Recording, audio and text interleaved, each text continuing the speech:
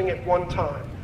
The ground at Gettysburg shook like an earthquake for 2 hours, and it is said that it could be heard as far away as Philadelphia, which is 150 miles to your left. It was certainly heard in Harrisburg, 35 miles to the northeast, and certainly heard in Baltimore, 50 miles to the southeast. For the most part, the Union troops are lounging in the heat. It is 1 p.m. on July 3rd, 1863. For our purposes, ladies and gentlemen, the fence line that you see between the stone wall and the low ground in front of you halfway up the hill with the fence is our representation today of the Gettysburg Road that the Confederates were going to cross in order to reach the Union line of the stone wall beyond. You can see some Union soldiers up on the far left near the crest of the hill posted along what we will determine today to be the Gettysburg Road, running directly between the opposing lines. The approximate distance from our position along the trees of Seminary Ridge to Cemetery Ridge in front of you where the Union troops are is 7/8 of a mile.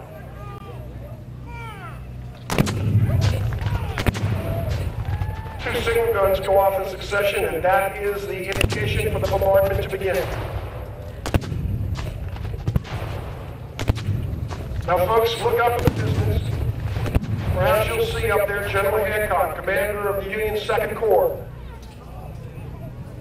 Once the Union troops begin to realize what is about to occur, they will rush to their weapons and assume their positions along the wall. Behind us, on the fields of Emanuel Pitzer, just west of Seminary Ridge, these 12,500 Confederates from Virginia, North Carolina, Alabama, Mississippi, and Tennessee are lounging themselves in the fields. They become somewhat bored waiting for the orders to make the attack to come. But there are plenty of apple trees around the fields of Emanuel Pitzer's farm. These young men pick up apples and pelt one another and actually have an apple battle before this deadly assault from which fewer than half will return unscathed. Halt the long-range fire. So by the time the bombardment ends, the Confederates will not take long-range cannon fire directly from their front, but rather from their right and left.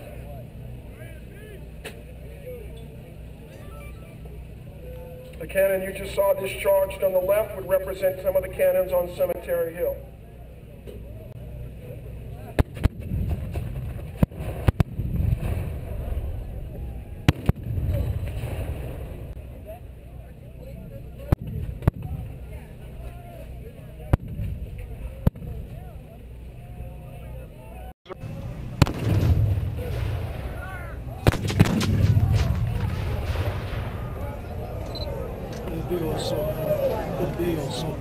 Yeah.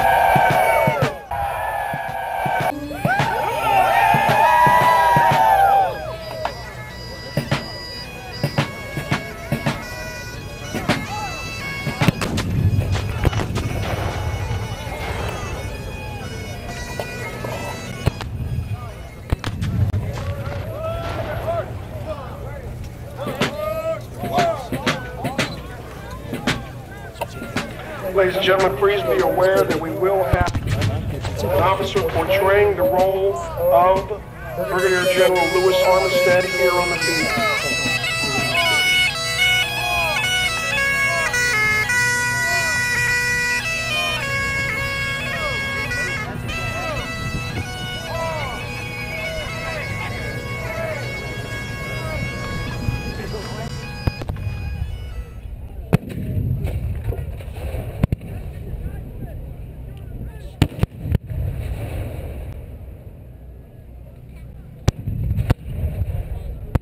Perhaps most of all, their beloved Virginia.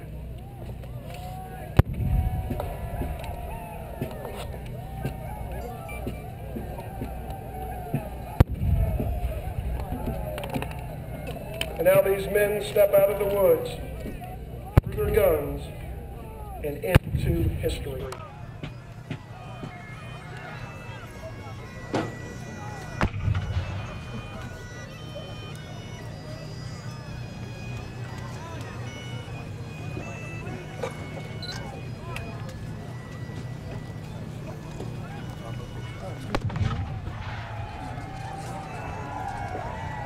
At first, the Union soldiers along the wall can only help but admire these men with their bright red flags coming toward them.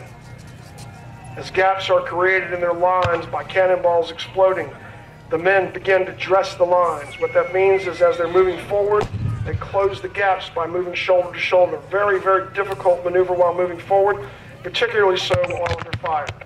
It can't help but elicit the courage and the admiration of the Union soldiers. But now they run to the wall, and as the Confederates approach closer, the Confederates become a threat. And they must do all they can to destroy those dense lines of gray approaching.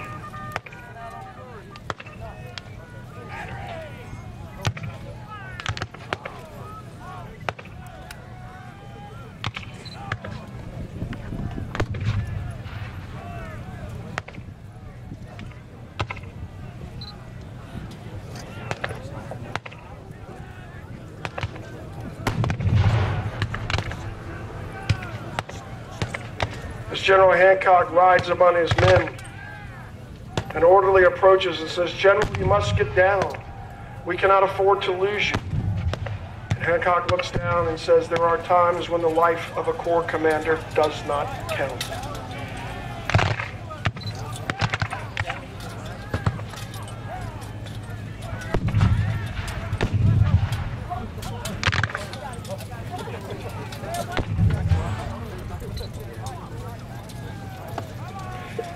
As the Confederates approach the Emmitsburg Road, they're no longer taking Union fire so much from the ends. The Union soldiers in the center are in danger of being hit by their own guns.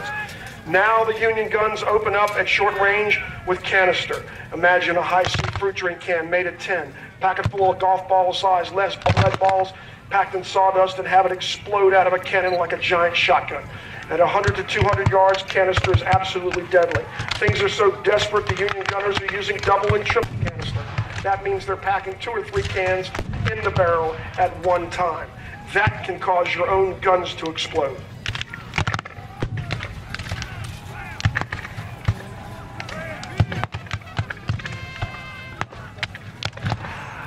The fences, 5.5 foot tall on either side of the Emmitsburg Road, provide some protection for the Confederates. Because of wagon traffic over the years, the road is somewhat sunken and gives the Confederates some degree of protection. Many Confederates refuse to go any farther than the Emmitsburg Road. In order to inspire his men, Hancock approaches with his hat on the end of his sword. Perhaps you can see it out there. And he will say, "Who will follow me?" Any of the Confederates who dare to go farther beyond the road will enter a gauntlet of fire. Vermont troops swinging down off the ridge on the Confederate right, firing directly into the Confederates from the right. New York and Ohio troops on the left swing down like a closing door and engulf the Confederate left. Any Confederates who dare to venture farther will take small arms fire from front, right, and left over the last few hundred yards of the charge toward the wall, also taking canister fire from close-range cannons in their front. The men begin to form up on the flags and move forward. At last, they are free to run the last few yards toward the wall. Union guns run up to the wall. Armistead crosses the wall, places his hand on a sword, and says, "I claim this gun." At that moment, Lewis Armistead is shot down. As the guns are threatened and the Confederates try to turn the guns back on the Union soldiers, the reserve that General Meade has sent for comes over the ridge. They begin to envelop the Confederates at the wall. General Lee and his principal subordinate, General Longstreet, can only look through field glasses in the distance and try to determine if his men are breaking through.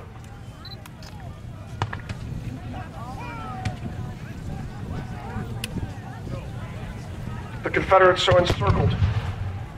The fighting beyond the wall will be close, intense, and brief.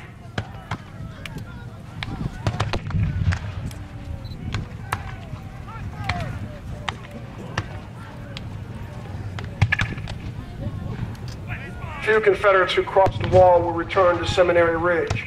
Only half the men that made the charge will return to Seminary Ridge, and many of them will carry Yankee lead with them. They are wounded. That means that half the men that participate in this charge become casualties of one form or another. Listen carefully. From the Union wall, you might hear the Union soldiers chanting.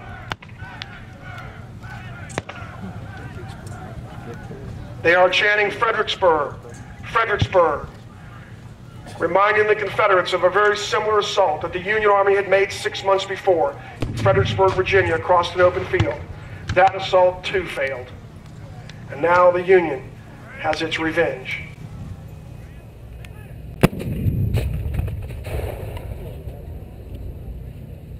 General Lee goes out to greet the few survivors who return. All of this has been my fault, he says. I thought my men were invincible. You must do all you can to help me out of this. He asks his men to reform on Seminary Ridge in the event that the Union should attempt a counterattack across these same fields.